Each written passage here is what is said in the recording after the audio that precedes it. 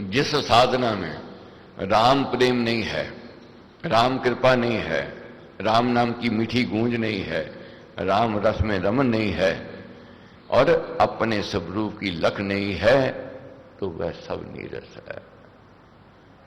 अपने स्वरूप की लख भी रखनी पड़ेगी। मैंने कुछ बनना है, मैंने कुछ करना है, इसको तराशना है अपने आप को। पत्थर तब तक पत्थर है जब तक तराशा नहीं जाता है। तराशने वाला मिल जावे, वह खोट निकालता है पत्थर में से और खोट निकाल के रूप देता है पत्थर को ठाकुर का। वही पत्थर फिर पूजनीय हो जाता है, आदरणीय हो जाता है। तो ये संत मिल जावे, जब गुरु मिल जावे, वे तराशते हैं प्राणी को, साधकों को, और वही रूप देते हैं फिर सज्जन का, संत स्वरूप का।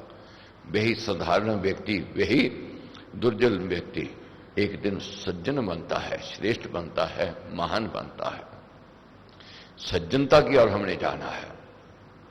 तो क्या है, तप तो किया साधक ने, साधना तो की, निरन्न रहा, भूखा रहा, प्यासा रहा, घर बार छोड़ दिया, मगर प्राप्ति कुछ नहीं हुई। अब संत कृपा हो गई। संत ने कहा प्रेम को जगाओ, प्रीति को जगाओ, मन को लगाओ। जब तक मन नहीं लगेगा तब तक प्राप्ति नहीं है।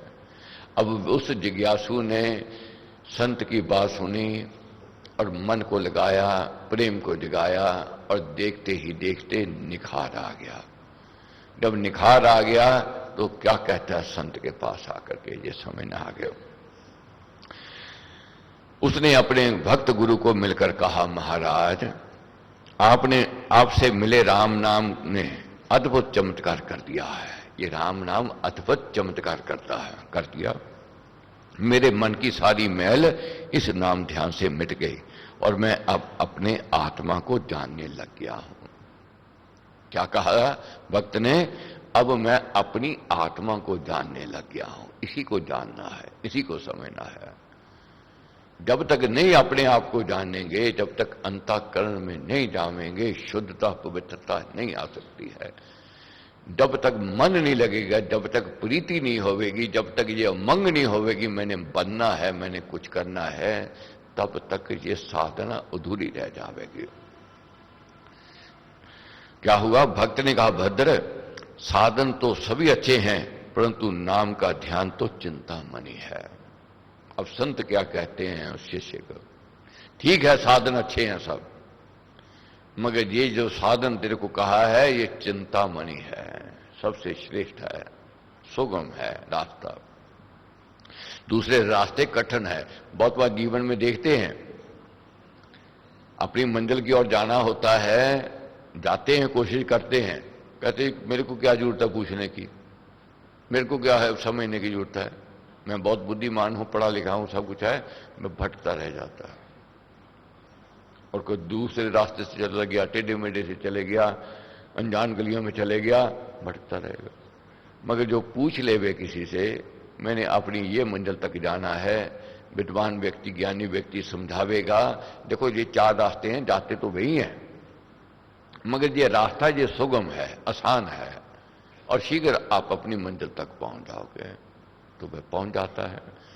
तो वही साधक ने कहा कि आपने मेरे को जो पथ दिखाया, मेरे को मंजिल मिल गई। अब संत कहते हैं कि सारे रास्ते अच्छे हैं, मगर ये चिंतामणि तेरे को मैंने दिया है, इसका चिंतन चित्त की सारी चंचलताएं तथा चिंताएं सर्वदा चूर चूर कर देता है। इसका चिंतन करने से क्या होता है? चिंताएं दूर हो जाती हैं, निराशा दूर हो जाती है, असफलता सफलता में बदल जाती है। ये सच्चे स्वर की सरल सोपान है, अनंत भगवान के मिलाप का परम उपाय है। योग साधन का ये उद्देश्य भी यही है कि साधक को अपने स्वरूप की प्रातीति हो और अनंत आत्मा में लयता उपलब्ध हो। अपने स्वरूप की प्रातीति ये अति आवश्यक कही गई है। मैंने कुछ करना है, मैंने कुछ बनना है, जब तक ये उमंग नहीं आवेगी, जब तक विद्यार्थी के मन में अपने भविष्य की सोच नहीं होती है, वह पढ़ाई को बोझ समझता है। पढ़ाई को दंड समझता है। मगर जब विद्यार्थी को ये सोचा जाती है ये मेरा भविष्य इस पर निर्भर है, और उसको फिर पढ़ाई से प्रतीति प्रीति हो जाती है, उसमें वह प्रेम जुड़ जाता है, लगाव हो जाता है, अटैचमेंट हो जाती है, और अपने में जब प्रतीति होती है तो व्यक्ति अपने लक्ष्य की ओर बढ़ने के लिए यत्न प्रयत्न करता है। यदि नाम चिंतन ना किया जाए तो राम कृपा तथा प्रेम रहित सुखी शून्यता तो सूखे सरोवर को भी निश्चेष्ट पड़े मेढकों को भी प्राप्त है, जो ग्रीष्म में इधर उधर बिरलों में मृत पाए पड़े रहते हैं और वर्षा हो जाने पर एक रात में ही टरहाने लग जाते हैं। अगर भूखे रहने से परमेश्वर मिलता हो तो मेढक देखे हैं, बहुत ऐसे ऐसे जीव हैं कई कई महीने भूखे रहते हैं और एक रात बरसात हो जाए टराने लग जाएंगे, उनमें शक्ति ताकत आ जाती है। तो क्या है, निरन्न रहने से अगर परमेश्वर मिले तो उनको सबसे पहले मिले। ऐसी अवस्था शीतकाल में बिल में छुपे बड़े सांपों को भी प्राप्त हो जाती है। ऐसी दशा मासों तक उन ऋक्षों को भी हो जाती है जो कंदरा में बैठे हुए शून्य तथा निराहार पड़े रहते हैं, जब हिमपात से कंदरा का मुख बंद हो जाता है। बहुत ऋक्ष हैं बर्फीले पहाड़ों में जब रहते हैं, जब रास्ते बंद हो जाते हैं, खाना पीना कुछ नहीं मिलता है, निरन पड़े रहते हैं, और सर्प ऐसे हैं भूखे प्यासे पड़े रहते हैं। अगर भूख प्यास से परमेश्वर मिले तो उनको मिल जाना चाहिए। ये कैसे परमेश्वर की प्राप्ति होती है? जिस समाधि में राम प्रेम नहीं है, राम कृपा नहीं है, राम नाम की मीठी गूंज नहीं है, और राम नाम में रमन नहीं है, और अपने स्वरूप की लख नहीं है, वह तो निरी प्रसुप्ति ही समझी है। इसलिए ये प्रेम को जगाना है। प्रेम कैसे जगेगा? मन को प्रबोधन करने से जगता है। तो पृष्ठ नंबर है 172, 172। मन को जब तक प्रेरित नहीं करेंगे, मन को जब तक समझावेंगे नहीं, तब तक ये मन मानने वाला नहीं है, मन टिकने वाला नहीं है। मन को जब मान्यता हो जाती है, मन जब मान लेता है, तब उसको कठिनाई नहीं होती है, तब उसको मुश्किल नहीं होती है, फिर मन सद जाता है। तो महाराज का कहना है, परम प्रभु का ध्यान कर सायं प्रातः काल, अवसर जब अनुकूल हो भजकर देव दयाल। उस माल की आराधना करनी है सायं, सुबह प्रातः, जब समय मिले, जब समय अनुकूल हो, उसका चिंतन जरूर करना है।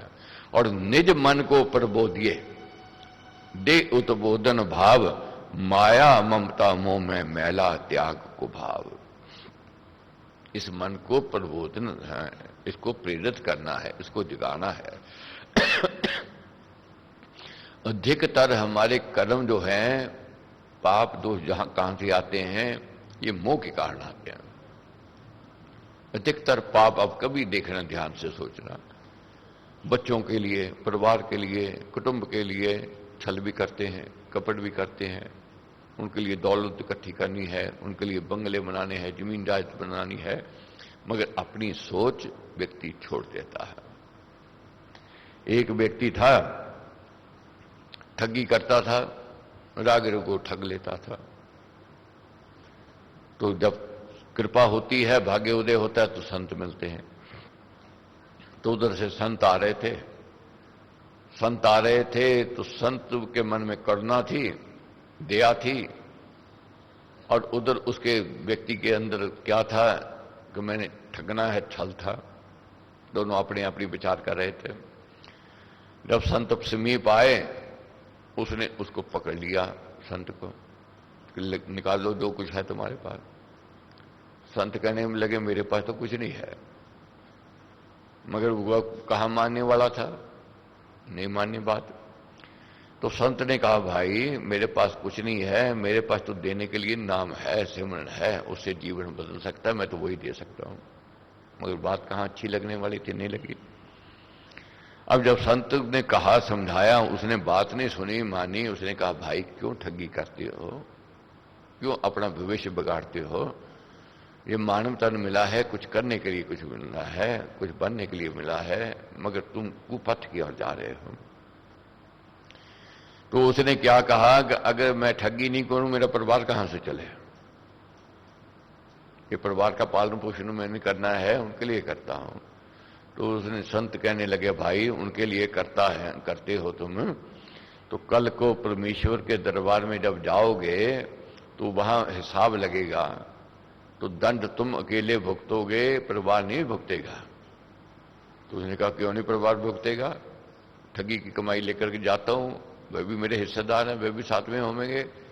कहने लगे नहीं, तूने किया है, तेरे को भुगतना पड़ेगा, अगर पूछना है घर जाके पूछाओ। तो वह व्यक्ति कहने लगा कि आप जाना चाहते हो मेरे को चकमा दे करके, तो संत कहने लगे नहीं, मैं तेरे को सुधारना चाहता हूं, दिशा दिखाना चाहता हूं, मेरे को बांध दे, पेड़ के साथ, वृक्ष के साथ बांध दे, और जाओ घर जाकर पूछ के आओ, जो मैं ठगी करता हूं इसके पाप के भागीदार आप साथ में बनोगे। तो बात समझ में आई, चिंतन शुरू हुआ, उसने क्या किया, संत को वृक्ष के साथ बांध दिया। जब बांध दिया तो वहां से घर गया, घर जाकर के पत्नी से कहने लगा कि जो मैं ठगी की कमाई लेकर के आता हूं, जब परमेश्वर के दरबार में हिसाब होवेगा तो आप भी तो साथ भागीदार हो। पत्नी कहने लगे हम क्यों भागीदार बने, किस बात के लिए बने, ठगी तुम करते हो, गलती आपकी है, तो हम क्यों बने। उसने कहा मैं घर पैसा लेकर के आता हूं, वह भी। पत्नी ने क्या उत्तर दिया, पति का कर्तव्य है घर में पैसा लेकर के आना देना, घर चलाने के लिए, गृहस्थ चलाने के लिए। आप कैसी कमाई लेकर के आते हो तो ये आप जानो, मेरा कोई लेना देना नहीं है, मैं तो अपनी कमाई कर रही हूं, अपनी ड्यूटी कर रही हूं मैं। चोट लगी, पत्नी ने जब इनकार किया, क्या हुआ, अपने बच्चों के पास गया, जाकर कहने लगा भाई आपके सुख के साधन मैं लेकर के आता हूं, आपकी इच्छाएं मैं पूर्ण करता हूं, आप जानते हो कमाई कहां से आती है, कहते हैं जानते हैं। तो फिर आप भी मेरे हिस्सेदार हो, पाप की कमाई के दंड मिलेगा। तो आपको कहने लगे हम क्यों हिस्सेदार बने, हम आपके बच्चे हैं, पिता का कर्तव्य है, ड्यूटी है परिवार को चलाना, आप लेके आते हो, आप देते हो, हम लेते हैं, हमारा उसमें कोई लेना नहीं। इनकार कर दिया बच्चों ने भी। अब माता पिता की और पैर बढ़े, जाकर पूछूं, माता पिता के पास गया, कहने लगा जी आपके सुख के साधनों के लिए मैं सब कुछ करता हूं, आपकी इच्छाएं मैं पूर्ण करता हूं, लेके आता हूं, अब जानते हैं कैसी कमाई है, कहने लगे जानते हैं। तो फिर पाप के भागीदार आप भी बनोगे जब परमेश्वर के दरबार में जब न्याय होवेगा। कहने लगे नहीं होवेंगे। क्यों नहीं होवेंगे, कहने लगे बेटे का धर्म है मां बाप के लिए कार्य करना, मां बाप के लिए भोजन का प्रबंध करना, वस्त्रों का प्रबंध करना, ये औलाद का कर्तव्य है। आप लेकर के आते हो, हम ग्रहण करते हैं, इसलिए आप ही दंड के अधिकारी हो। बस चोट लग गई, जीवन बदल गया, और वही व्यक्ति एक महान संत बने, बड़े संत बने। जब चोट लगती है जीवन में, निखार आता ही आता है, वह व्यक्ति उज्ज्वलता की ओर जाता है। संत के पास आए, रस्सी खोली, क्षमा मांगी, कहने लगे मेरे को नाम दो, और वही नाम ने जीवन बदल दिया, परिवर्तन आ गया। तो इसलिए महाराज ने कहा है, नाम रतन जिस पास है वह है धनपति सेठ, नाम साधना से समझ है साधन सब हेठ। जिसके पास राम नाम रूपी रतन है वही धनपति सेठ है, बाकी सब कंगाल है। इसलिए ये पूंजी को एकत्रित करना है। दूसरी दौलत हम समझते हैं कि वह दौलत कीमती है क्योंकि वह सामने दिखाई देती है प्रत्यक्ष, ये अप्रत्यक्ष रूप से ये कृपा करती है।